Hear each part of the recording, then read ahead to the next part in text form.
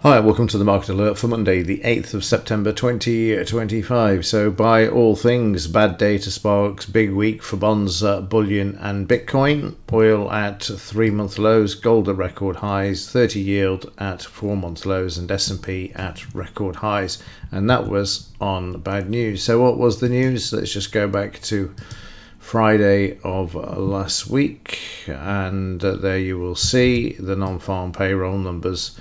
They were forecast at 75, and that seemed a bit of an optimistic figure, but it was dire, to say the least, coming in at 22k there for those numbers. So a big drop in the numbers there. Let's just have a look at the graph. Just bring that up and spread it around a bit so that we can see.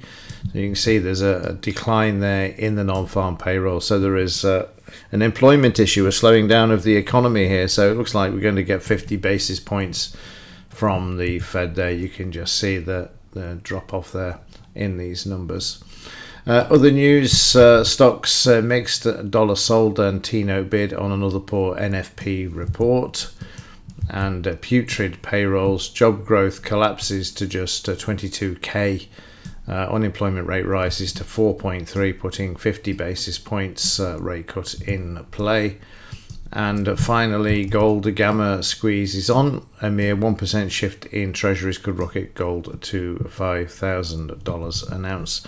Is this final headline?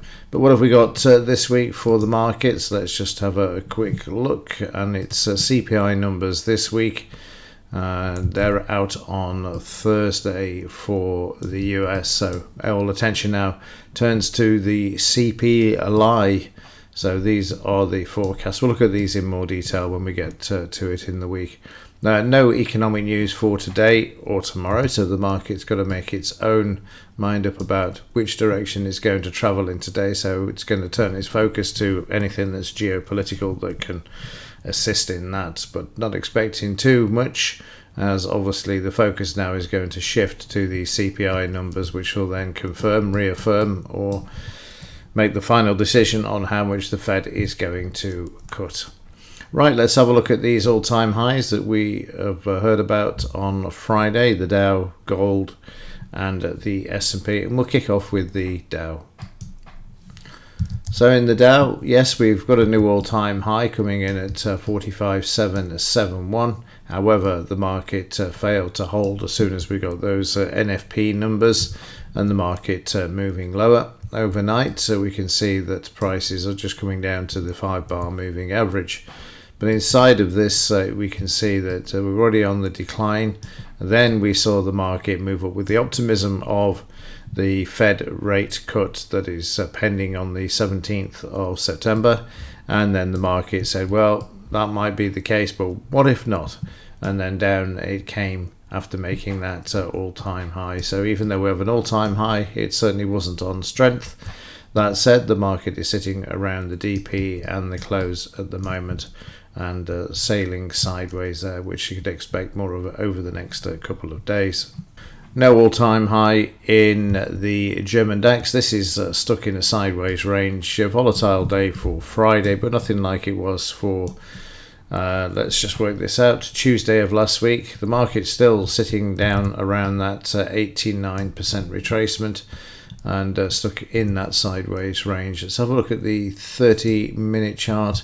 We were sideways, so we held a bit for those non-farm payrolls, but the weakness in the Dow and the US markets following the numbers, you can see there the market moving down and bouncing. But at the moment, there's a lot of weakness around in the German DAX. There's also a problem with the French economy as well that seems to have made the mainstream press. Again, a bit of pressure there in Europe, so I expect a bit more weakness with regard to this one. And the S&P 500, new all-time high, same as the Dow though. You can see the selling there. We are turning around to try and move back to the upside though. So when we get the 0.5% cut in the Fed funds rate, that will be enough to send the market back to the upside. The question is, of course, is Will it be enough to send the market higher throughout the autumn and into the Christmas rally? That's the thing there, because a 50 basis point is starting to smack of desperation, knowing full well that things aren't looking that good. So there you can see the reaction was positive, then it turned very negative down to the 200 MA, but overnight at the moment the market is sideways to higher, and that's what I would expect for the next couple of days there. Meanwhile, in the FT100, we're coming off those lows, so we're still sitting at the 50% retracement there, so a bit of weakness around, which you can see there with some supply coming into the market as well. 30-minute chart, everything was swimmingly until the market then fell out of bed, and Rayner also went, but the market's bounced back from this, as you can see there, heading back and sitting in a sideways move. Supported by the new cabinet and reshuffle that Starmer has had. I will say no more on that one. So yeah, the UK moving back to the upside at the moment. Depends how much strength it's got, to be honest with you, as people in the UK start to lose faith in this, what can only be described as an absolute unmitigated disaster of a government. Right, let's have a look at the US dollar for Friday. And on Friday, the US dollar was down, which you can see there, and just holding its own overnight, which I'm surprised by, actually. I thought this was going to be a bigger move, and you'll see why in a moment when we look at the gold-silver ratio. The dollar stuck in the sideways range, waiting for the CPI numbers, because that affects it more than the NFP numbers. Although saying that, Friday was quite a volatile move. Right, let's have a look at the metals.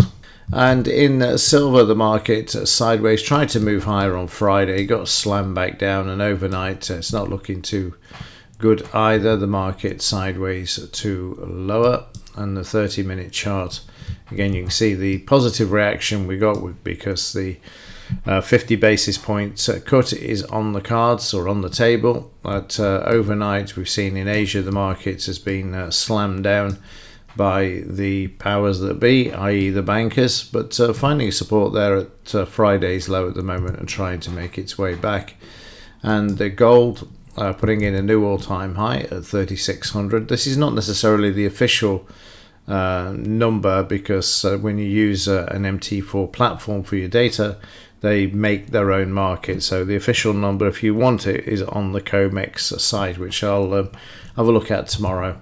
13-minute chart, again you can see the market moving high. The only thing that's of concern is that gap that was created, that we could see the market come back down and fill that before then moving off to the upside.